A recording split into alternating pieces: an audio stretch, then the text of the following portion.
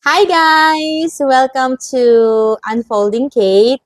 So this is actually my very first video here on YouTube at hindi ko rin alam kung paano ko sisimulan. Pero naisip ko kung may isang topic akong gusto kong pag-usapan bilang unang video ko, ito siguro yung pinakamagandang simulan. So, ang topic natin today, that would be about communication. So, by the way, I'm Kate. I'm 34 years old, turning 35 next month. At kahit sabihin mong hindi pa ako ganun katanda, masasabi kong ang dami ko ng pinagdaanan sa buhay na talagang humubog sa paraan ng pag-iisip ko. Hindi rin kasi ako lumaki na kasama ko ang parents ko. Pakiramdam ko, experiences ang naging pinakamalaking teacher ko. Bawat pagkakamali, bawat sakit, bawat taong dumating at umalis, sila ang nagturo sa akin kung paano mabuhay. Kaya gusto kong sabihin agad sa inyo, lahat ng maririnig ninyo sa channel na ito ay hindi absolute truth, hindi ito lecture. Okay?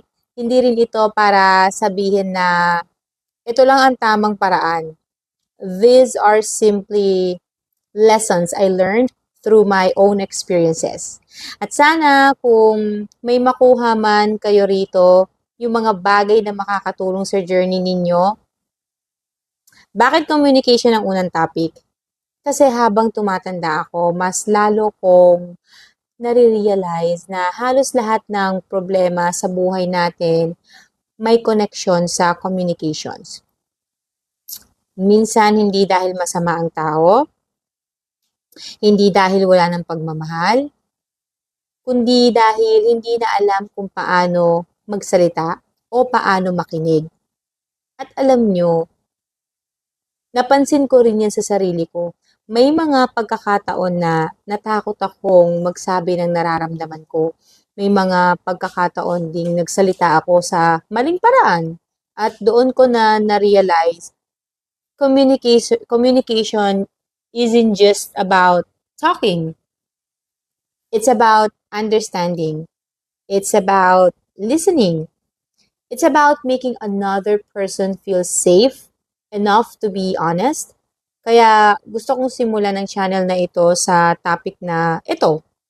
Kasi naniwala ako na maraming relationships ang pwedeng mailigtas kung marunong lang tayong makinig at makipag-usap. At sa mga susunod na videos, pag-uusapan natin kung paano naapektuhan ng communication ang relationships, pati na rin ang relationship natin sa sarili natin, at syempre, kay God. Welcome sa Unfolding Kate! Sana samahan ninyo ako sa journey na ito.